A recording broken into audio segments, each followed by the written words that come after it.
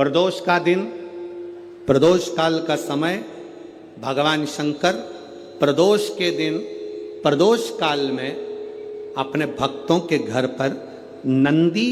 के कान में जो बोल कर जाता है, शिवजी नंदी पर बैठकर उस भक्त के दरवाजे पर उसका कल्याण करने के लिए प्रदोष के दिन प्रदोष काल में पहुंचते हैं। परमात्मा पर भरोसा करने वाला और प्रदोष का व्रत करने वाला कभी खाली झोली लेकर नहीं जाता। याद रखना, जिसने परमात्मा पर भरोसा करा है और जिसने प्रदोष का व्रत करा है, उसको शिवजी ने आज नहीं तो कल, कल नहीं तो परसों दिया जरूर। जिसने बाबा पर भरोसा करा, जिसने सोमवार, पशुपतिनाथ ऐसे व्रतों को जो धारण करता है, कोई 16 सोमवार करता है, कोई पशुपति व्रत धारण करता है, कोई प्रदोष व्रत करता है, कोई सोमवार की अष्टमी का व्रत करता है, जो मांगा देगा। थोड़ा देर कर सकता है पर देने में पीछे नहीं हटे। सारे देवता रोज भ्रमण पर नहीं निकलते।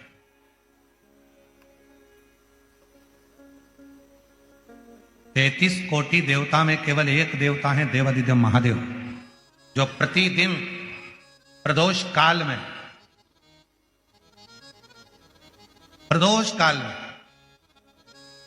शाम के समय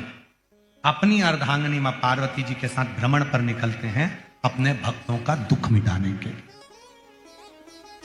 तो पहले तो मेरा निवेदन है कि प्रदोष को समझें कि प्रदोष का मतलब क्या। संसार का कोई मनुष्य कितने भी दोष कर ले, उसकी जिंदगी के सारे पाप उसने जितने भी करे हों,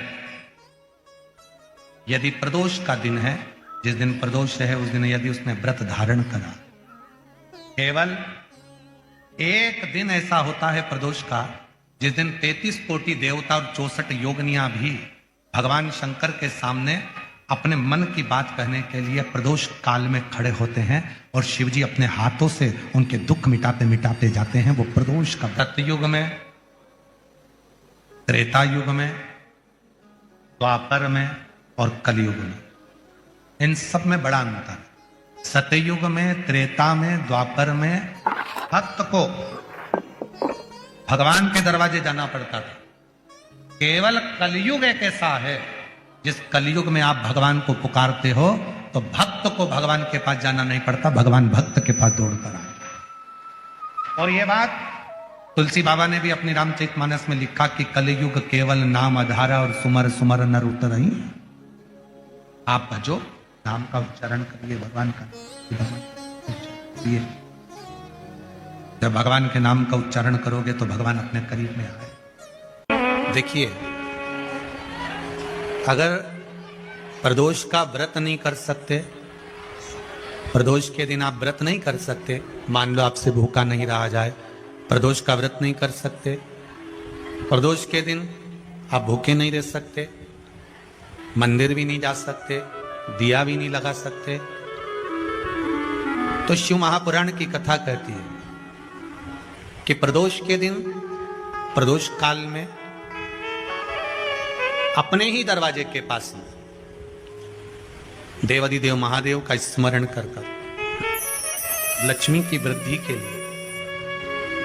कार्य सिद्धि के लिए, संपदा को प्राप्त करने के लिए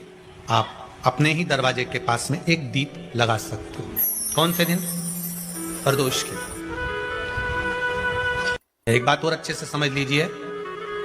जो बच्चे चिड़चिड़े होते हैं, चाहे घर में बेटे हों, बहुएं हों, सास हो, ससुर हो,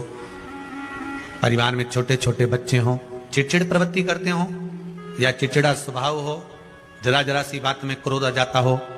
बोलने का भान नहीं रह पाता हो, शब्दों के बाण चलते हों, तो महाराज प्रदोष के दिन, प्रदोष काल में बेलपत्री के पेड़ के नीचे एक जो पत्ता आपके पास में हो, पान का मिल जाए तो पान का, पीपल का मिल जाए तो पीपल का, बेलपत्र का मिल जाए तो बेलपत्र का, उस पत्ते पर मात्र थोड़ा सा शहद और 7 दाने चावल के रखकर घी का दिया लगा दो महाराज,